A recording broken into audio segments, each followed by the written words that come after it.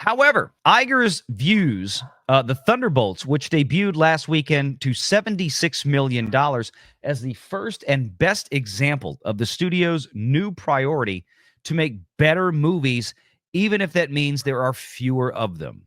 Why can't you just make better movies?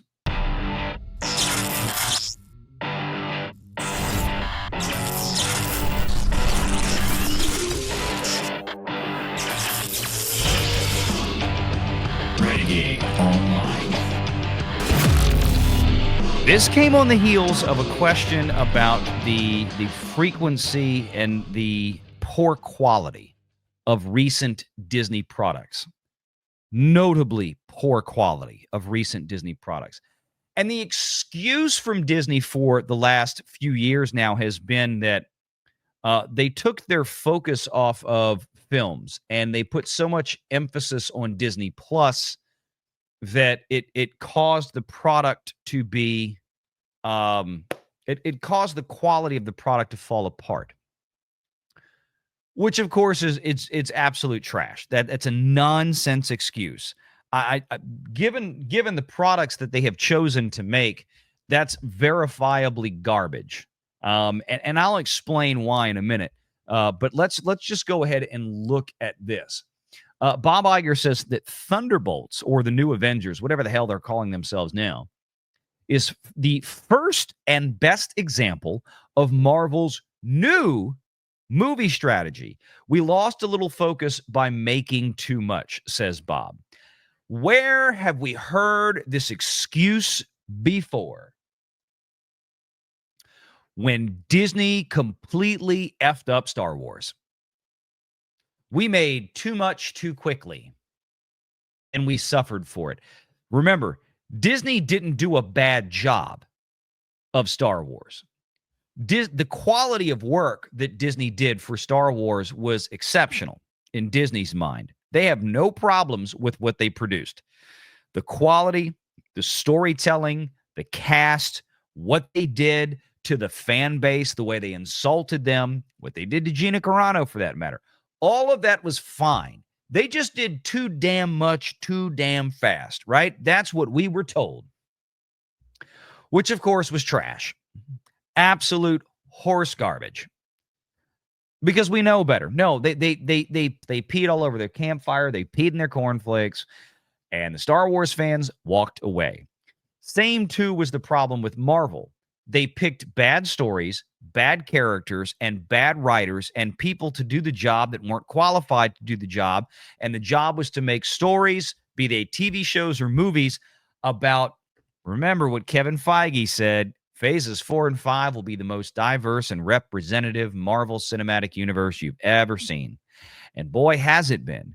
The problem was Disney was so concerned about being so diverse and so representative, they forgot that they actually had to tell an interesting story and present interesting characters to the audience to get them to keep coming back, watching the TV shows, or paying the bills at the movie theaters. See, that's the part that Disney doesn't want to admit where they failed. That's what kind of gets me with this.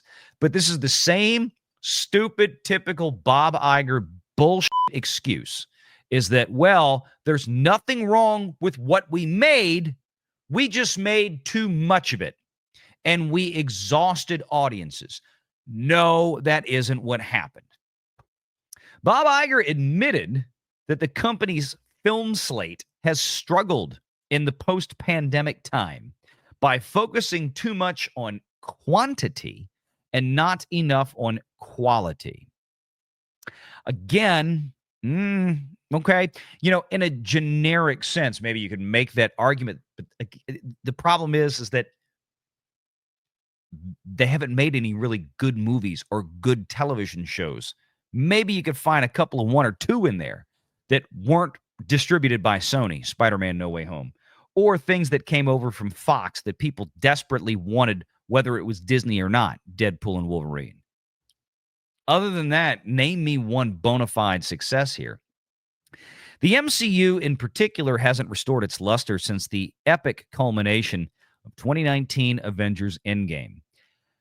And I got news for you, kids. It's never going to. And if you think that Avengers Doomsday is gonna stroll in next summer and solve all the problems, as of right now, if I were a betting man, I'd be betting that they have another thing coming.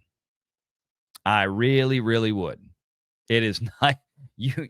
You are not going to do Infinity War numbers. You're not going to do Endgame numbers, with or without inflationary adjustments. You're not even going to come close. There have been hits since COVID, like Deadpool and Wolverine, because of Hugh Jackman and Ryan Reynolds and the characters they portrayed.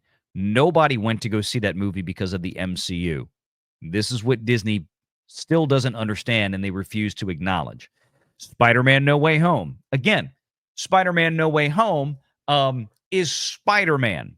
Spider-Man is so financially, commercially disconnected from the rest of the MCU that not even the Walt Disney Company counts Spider-Man within Marvel Avengers in terms of financial tracking. Not just because that they have a deal with Sony on this one, but because it's so much bigger than the rest of it combined. So it's not even quite the same thing. So throw that one out. Throw that one out for a minute. Doctor Strange in the Multiverse of Madness came in under $1 billion, and the only reason that movie got as close to $1 billion as it did was because of the movie that was named right before it.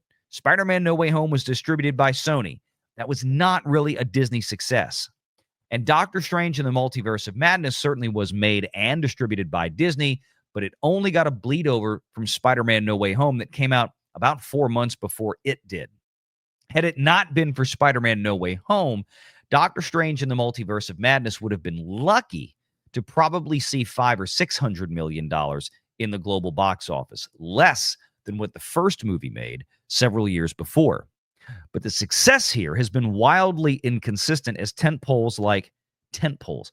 At what point has Ant-Man been a tentpole ever in MCU history? The first two Ant-Man films were some of the most poorly performing films of the history of the MCU. And especially when you inflation adjust everything back to Captain America, the First Avenger, and even the Incredible Hulk. Those movies did very poorly by comparison to the other ones out there. The Marvels. Do I really need to address the fact that the Marvels is not, was not, never will be a quote-unquote tentpole? Does anybody out there in the chat think that the Marvels or Captain Marvel was a tentpole for the MCU? No, we've covered that a million times. Brie Larson, right? Very unpopular. Oh, but Captain Marvel did $1 billion. Captain Marvel did $1 billion because Kevin Feige deliberately shoehorned it in 3 months before Endgame released. And it was touted as you have to go see this movie to understand what's going on in Endgame. That was it. They didn't sell any Captain Marvel toys, like probably close to zero. They all wound up at Ollie's, as somebody mentioned earlier in the chat, on the discount bins and in the incinerators and in landfills, because nobody cared about the character. And it was made evident by the second movie that came out that everybody had the same arguments with me before it did. Oh, but the first movie did $1 billion, Valiant. This one will do awesome. No, the worst performing Marvel movie in the history of Marvel movies by a landslide. Nobody cared about those characters. That was never a tentpole. Okay?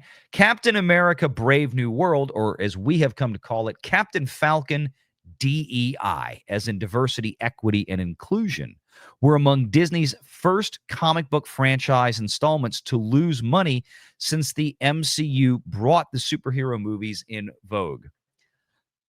No. Black Widow really didn't make any money. Shang-Chi, sorry, really did not make any money. That one lost it, but I guess that doesn't count because that opened right when theaters came back online after COVID. How about the Eternals? That movie lost about $200 million for the Walt Disney Company. Thor: Love and Thunder might have gotten close to breaking even, but that one really didn't make any money either. But I guess because Thor had a history that was pre-Endgame, I guess they let that one go.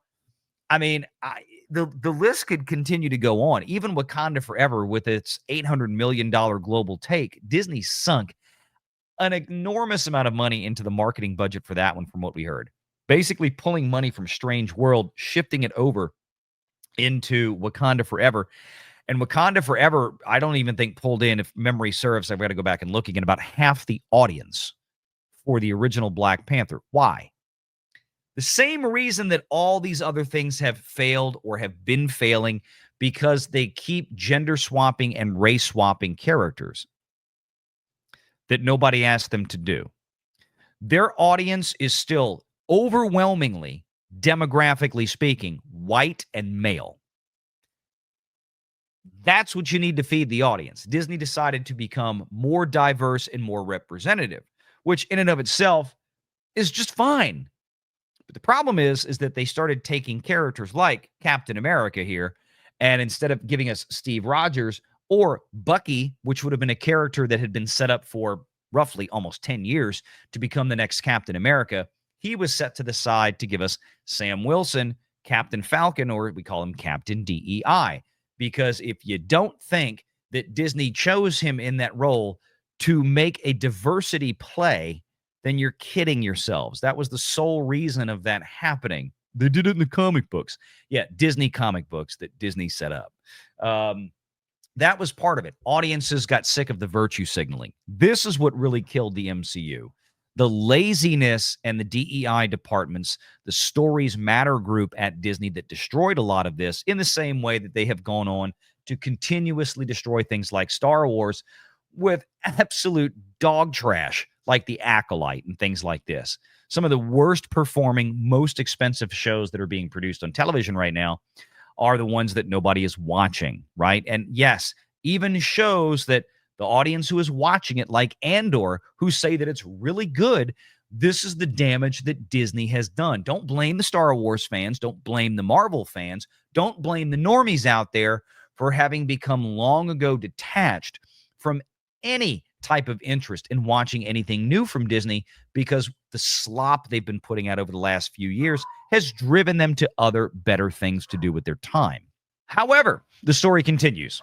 Iger's views the Thunderbolts, which debuted last weekend to $76 million, as the first and best example of the studio's new priority to make better movies, even if that means there are fewer of them. Why can't you just make better movies? You're Disney. You have at least 6 different major studios under your control.